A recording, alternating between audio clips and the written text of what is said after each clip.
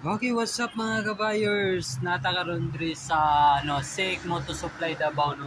Ayan, siyempre mga kabayers no, natay na spotlight diri na CB Honda CB 650R. Ayan. Ayan no. Ayan, 650R no, pangmalakasan na tong naked bike. Ayan mga kabayers no. At siyempre no, ang nakita nyo naman diyan sa ibaba. Ayan, naka 4 cylinder yan mga kabayers at siyempre naka dual disc brake na naka Nissin na caliper no. Ayan, at siyempre mo na yung pangmalakasan na itong atubangan niya at siyempre nagigina mini lights, mini signal light na lang tawag yan na.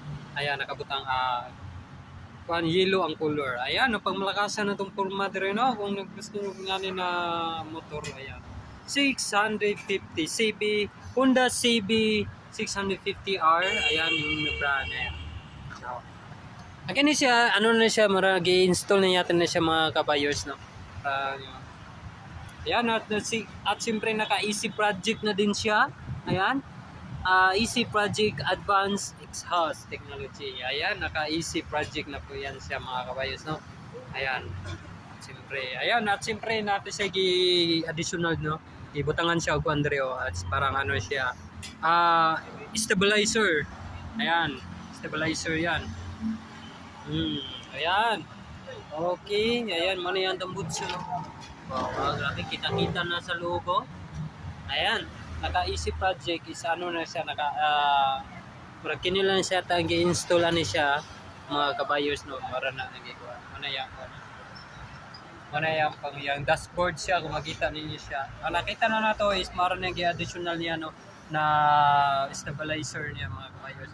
Ayan, ang malakasan ko ano, wow, side stand nandiri sa gilid niya ganun. Ayan, habis tumitin ako, i-install ni siya mga kabayers no. Parang gi-installan to siya para makabit niya yung sliding. Ayan, at tapos matawad niya yung mini lights niya. Wow, ayan, naka dual disc brake at siyempre naka ABS na din yan. Okay, Honda CB 650R yun no.